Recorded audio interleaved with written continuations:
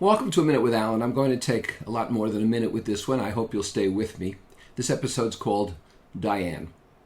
There's something called, or at least I call, the threshold principle. And what it talks about, what it means is that people are often reluctant to accept immediate pain and instead live with long-term pain, avoiding the immediate pain. An example would be somebody with a toothache, doesn't want to go to the dentist, doesn't want a root canal, doesn't want a needle in the gum. Instead, they live with a toothache forever and ever.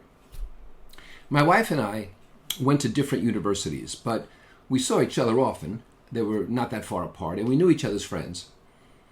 And at one point, we went to my wife's 25th reunion, and I knew a lot of the people who were there, her women friends. My wife was a home economics major, and all of her friends were women. They came with their current husbands or boyfriends or whatever.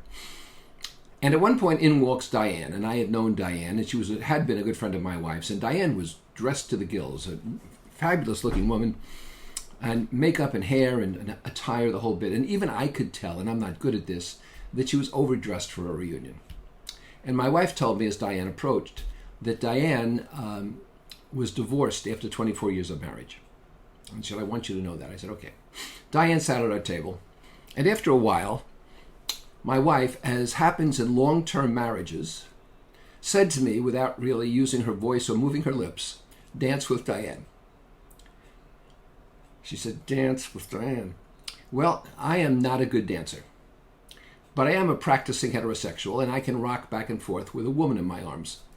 And so I waited for a slow piece of music, and then I asked Diane to dance. And Diane grabbed me really tightly, and her head was on my shoulder, and my head was next to her. I'm 5'10", in heels, she was my size. We were sort of interlocked. And so I had to make small talk, which is another thing besides dancing I am not good at. So I said, how are you? Well, she interpreted that to mean, how are you since the divorce? And she said, Alan, it's been a very tough year. It's really been hard. I have to tell you, it's been terrible. Then she's quiet. And so I figured I have to say something else now. And we're still rocking back and forth. And I said somehow, when did you know it was wrong? And she said to me, after the first year. And I stopped rocking and I stood there. And she said, my parents wanted grandchildren. What could I do? And I wept in her hair. Think about the threshold principle. Just a suggestion.